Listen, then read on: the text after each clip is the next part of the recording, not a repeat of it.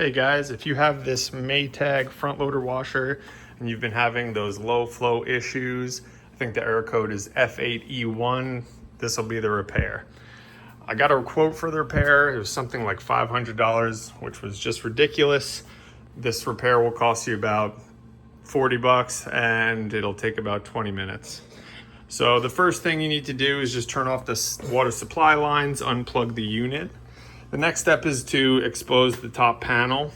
So the top panel has 3 set screws, one here, here, and here from the back. You take those off. Once you take those off, the top panel will slide back and then you can lift it off and expose the top of the unit. If you've been having those low flow issues, the problem is probably going to be these inlet valves, the cold water and hot water inlet valves. Especially if when the water starts pumping and you hear kind of a loud screeching sound, the problem is probably going to be those inlet valves. You can find those online on Amazon or wherever. They cost about $18 or $20 each. They look like this. And again, this will take you about 20 minutes. You don't really need much. You just need, a pair of pliers, and then either a drill with a socket set or just one of these with a little 1/4 inch socket on it. So once you have the top panel open, you're going to be looking at these 2 inlet valves. The first thing you want to do is to take off the wiring harnesses. So for the cold water valve, the wiring harness will pull to the left this way to come out.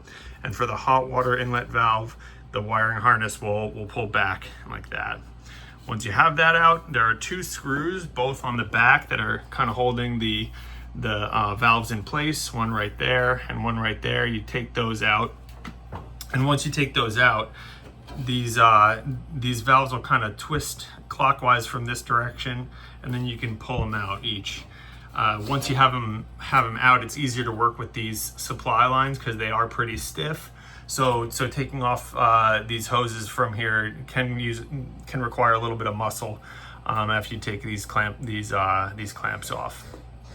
Once you have those off, you just replace them with the new parts.